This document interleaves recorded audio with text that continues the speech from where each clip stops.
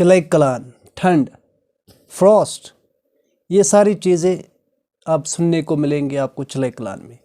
तो आज का वीडियो मैं स्पेशली बना रहा हूँ चलाई कलान पे और बहुत इन्फॉर्मेटिव रहेगा क्योंकि हमारी पहचान है, हम जिस जियोग्राफिकल रीजन में रहते हैं चलाई कलान इज़ आवर आइडेंटिटी और इसके बारे में इंफॉर्मेशन हर एक के पास होनी चाहिए।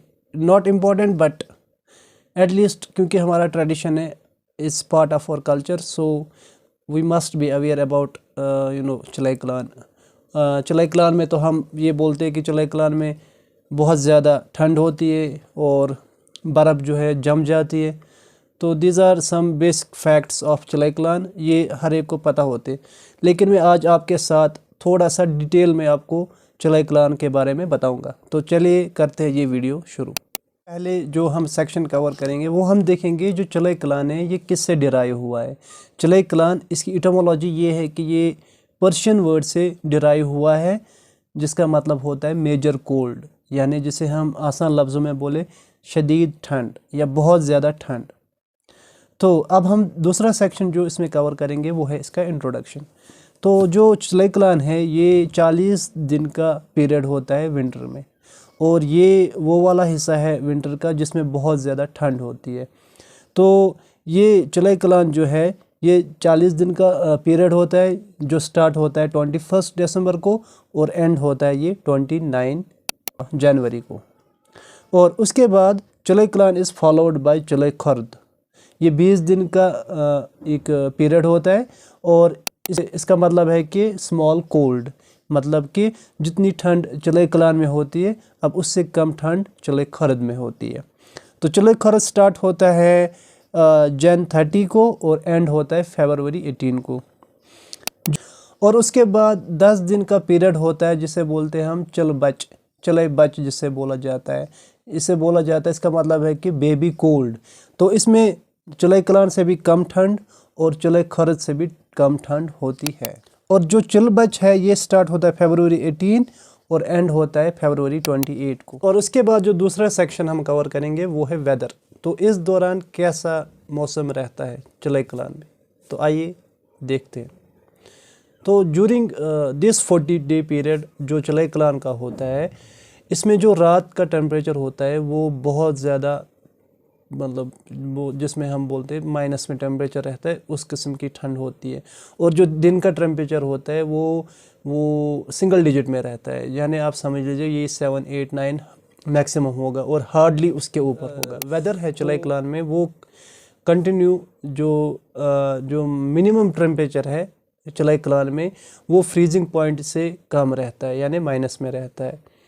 और जो बर्फ़ गिरती है चलाई कलान में वो बहुत ज़्यादा देर तक रहती है। ये आपने बहुत बार सुना होगा जो चलाई कलान में बर्फ़ होती है उसकी जो लाइफ स्पेन होता है वो बहुत ज़्यादा होता है, मतलब वो बहुत देर तक रहती है क्योंकि वो जम जाती है और टेम्परेचर भी जो होता है वो कम होता है, इस वजह से उसका टाइम बहुत ज़्यादा निकलता है। और इट इज़ दिस स्नो, यही जो बर्फ़ होती है जो चलाई कलान में पड़ती है यही जो है ग्लेशियर का मतलब एक सोर्स होता है। और जो ग्लेशियर्स है सोर्स बन जाते हैं किनका, जैसे rivers, streams and lakes in Kashmir during the summer season. उसके बाद जो चलाई कलान के बाद जो बर्फ़बारी होती है वो ज़्यादा देर तक नहीं रहती है। ओके, तीसरा जो सेक्शन है इसमें इम्पैक्ट। अब क्या असर होता है चलाई कलान से। चलाई कलान में जो सबसे जो आमद रफ्त है लोगों की जो डेली लाइफ है उसमें इफ़ेक्ट होता है चलाई कलान की वजह से, क्योंकि ठंड इतनी होती है कि सुबह 10, 11, 12 बजे तक तो धूप ही नहीं निकलती है और शाम को जल्दी जल्दी से वाइंड अप करना पड़ता है लोगों को। तो जो डेली रूटीन ऑफ लाइफ है वो इफ़ेक्ट हो जाती है। और इसके दौरान जो पूरे विंटर में जो है लोग, जो कश्मीर के लोग हैं वो फ़ैरन यूज़ करते हैं। फ़ैरन एक ड्रेस है जो ऊपर से नीचे तक होता है। अब ये खुद सोचें कि ये जो फ़ैरन का कंसेप्ट जिसने दिया ये कितना मॉरल जो ड्रेस है, क्योंकि इसमें आप एक ढीला ढाला लिबास होता है और ऊपर से नीचे तक आप इसमें ढक जाते हो और इसमें आपका जो बॉडी स्ट्रक्चर है वो नज़र नहीं आता है। तो ये जो एक मॉरली पॉइंट है जो इसका ये साउंड है कि ये जो मॉरल ड्रेस है और इसमें इंसान कंफर्टेबल फील करता है।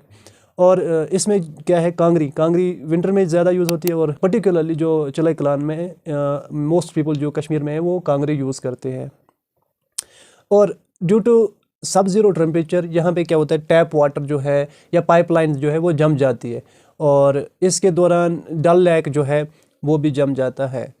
और जो टूरिस्ट रिजॉर्ट्स है जैसे गुलमर्ग, सोनमर्ग, पहलगाम, वो वहाँ पे बहुत ज़्यादा बर्फ़बारी होती है। ओके, अब जो इसके बाद दूसरा सेक्शन आता है वो कल्चरल इम्पोर्टेंस। अब चिलई कलान की क्या कल्चरल इम्पोर्टेंस है? पहले इस दौरान जो है कश्मीर के लोग बहुत ज़्यादा जो पसंद करते हैं वो हरिसा है, और ये बहुत ज़्यादा मॉर्निंग जो ब्रेकफास्ट में जो है कश्मीर के लोग पसंद करते हैं, क्योंकि ये पार्ट ऑफ आवर ट्रेडिशन है। तो चिलई कलान में जो इसकी कल्चरल इम्पोर्टेंस है, इसका एक हरिसा एक इम्पॉर्टेंट पार्ट बन जाता है।